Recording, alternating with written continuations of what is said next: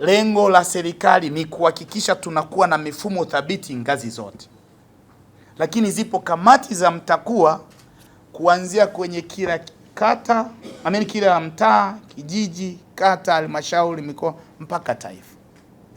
Tunao maafisa na waratibu wa mambo ya kuhakikisha usawa wa kijinsia, tunaenda gender desk officers kila wizara mpaka taasisi binafsi, tukijua kwamba hatuwezi kuwa na mfumo thabiti wa kuhakikisha ushiriki sawa wa watu wote, wanaume na wanawake na makundi yote katika gurudumu la maendeleo kama malengo ya endelevu yanavyotutaka pamoja na program nyingine zinazotaka, pasipokuwa na mifumo thabiti. Lakini pia tumekuwa tukiendeleza elimu tukiongozwa na Mheshimiwa Rais mwenyewe, viongozi wakuu wote, Mheshimiwa Dorothy Gwajima na watendaji na wakuu wa mikoa, wakuu wa wilaya, viongozi wote wamekuwa tukishiriki kwa namna moja ama nyingine kujenga uelewa, kuhamasisha jamii kuthaminiana, kuhamasisha jamii kumthamini mwanamke na mwanaume, kwamba wote tunawajibika kuchangia maendeleo ya mtu mmoja mmoja, familia, jamii na taifa kwa ujumla. Mnaochangia mabadiliko ya fikira ya jamii, mnaoifikia jamii kupitia kalamu na sauti zenu na vyombo vyenu, tuseme na nyie ili mjue hivi unapoongelea masuala ya kijinsia lugha gani niitumie isiyoendeleza ubaguzi, isiyochochea mifarakano, isiyochochea ugomvi ndani ya jamii. Juu ya kuthaminiana, kuheshimu mtu wa kila mtu ndani ya jamii, kutambua mchango wake, lakini kuhamasisha uwezeshaji wa kila mtu ili achangie katika maendeleo yake. Jina langu ni Samson Mgelo.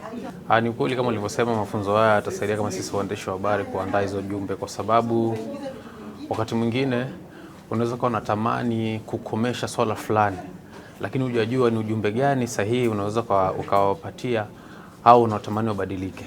Kwa hiyo itasaidia katika kujua tutengeneze ujumbe wa aina gani ambao au tunatamani usikilize, ukiusikia watabadilika.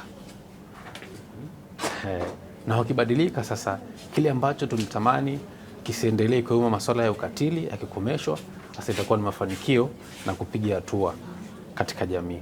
Kuhimiza kutokomeza ukatili ni ujumbe wenyewe, lakini unaufikishaje?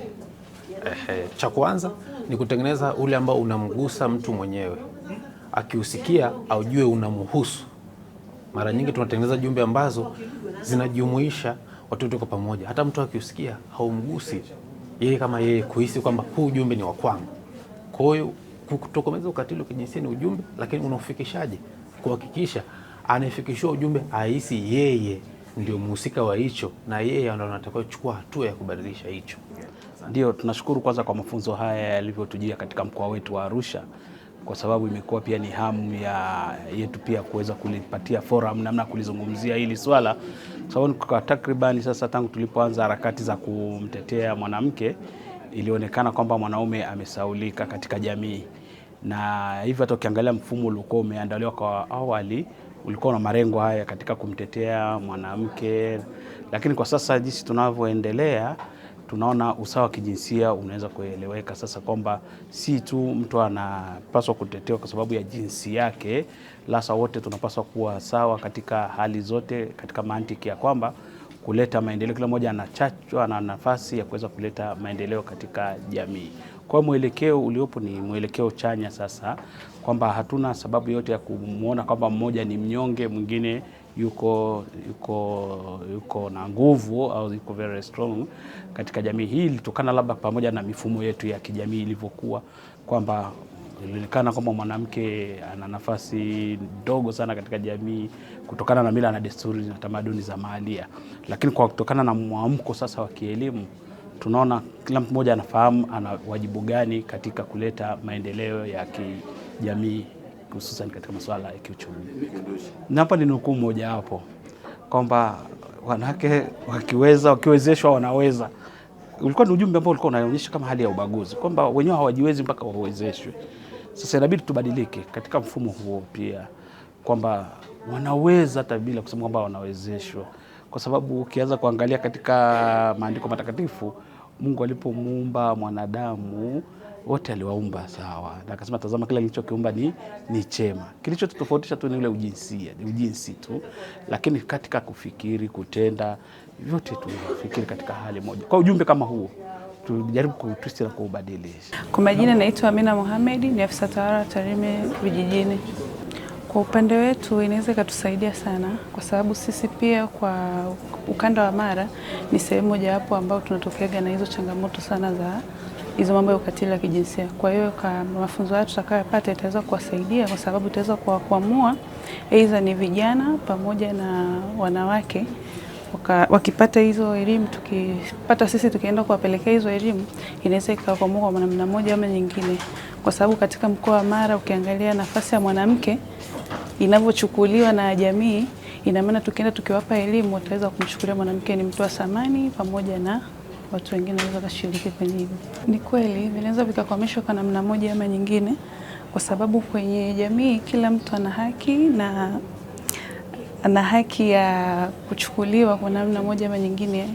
Naitwa Bahati Majwala kutoka Wizara ya Maendeleo ya Jamii, Jinsia, Wanawake na Makundi Maalum.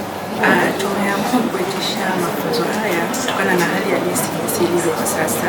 Kumekuwa na ongezeko kubwa la masuala ya ukatili wa kijinsia hasa kwa wanawake na watoto. Kwa hiyo tumeona kufanya haya mafunzo ili kuleta usawa, kwa maana watu waelewe ni namna gani ya kukabiliana na usawa wa kijinsia kwa makundi yote bila kubagua jinsi kwamba mwanaume au mwanamke au kundi lolote. Lakini pia wezeshaji kiuchumi. Tunafahamu kwamba mwananchi akiwa vizuri kiuchumi inakuwa ni vigumu ama inakuwa ni nadra sana kufanywa ukatili wa kijinsia. Hayo ndio malengo. Hali ikoje? Wito wangu kwa jamii ni kuhakikisha kwamba jamii yote inashiriki katika harakati za kuendeleza usawa wa kijinsia ili kuweza kuwa na jamii endelevu na yenye tija.